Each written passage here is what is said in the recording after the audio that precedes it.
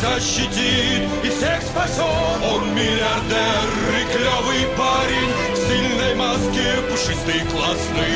Думает лишь о спасении мира, не отвлекается на милых дам. Ведь он уже как целый год пам-парам кастрировал.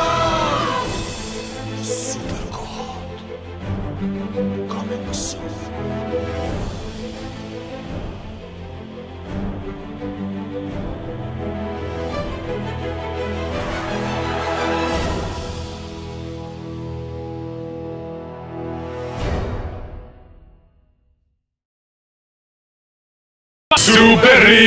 Super Richard, il a une bite trop gigantesque. Il a baisé ta grand-mère et